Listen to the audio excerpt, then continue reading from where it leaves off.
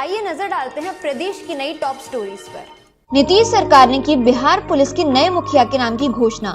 गुप्तेश्वर पांडे बने बिहार की नई डीजीपी, आज शाम को ही संभालेंगे पदभार। भागलपुर में एक ही अनुमंडल में 3 साल से जमे 9 इंस्पेक्टर, 70 दरोगा और 15 सिविल दरोगा का तबादला। इंडिया पोस्ट पेमेंट्स बैंक खाता खोलने में बिहार अव्वल। बिहार डाक परिमंडल इंडिया पोस्ट पेमेंट्स बैंक के तहत 5 लाख से ज्यादा खाते खोले गए हैं।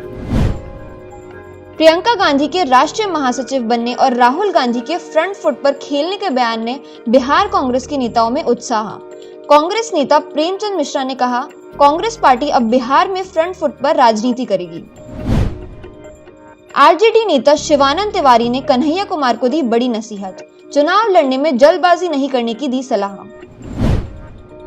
लोकसभा चुनाव से पहले बिहार में 9 नए दलों को मिली मान्यता। आयोग ने इनको बिहार में अपने उम्मीदवार उतारने के लिए अलग सिंबल आवंटित किया। चुनाव आयोग की सख्ती के बाद उत्पाद विभाग गंभीर। मालखानों में पड़ी है 14 लाख लीटर जब्त शराब को नष्ट करने का निर्देश। आयकर विभाग की बड़ी कार्रवाई, राबड़ी और उनकी बेटी हेमा के 3 बेनामी प्लॉट जब्त। तीनों प्लॉट दूसरे लोगों के नाम से थे, जिन्होंने गिफ्ट के तौर पर राबड़ी देवी और हेमा यादव को दिए थे। आय से अधिक संपत्ति जमा करने वाले बिहार के पूर्व आईएएस बृजकिशोर सिंह को 3 साल की सजा। पटना स्थित सीबीआई के कोर्ट ने बुधवार को यह फैसला सुनाया।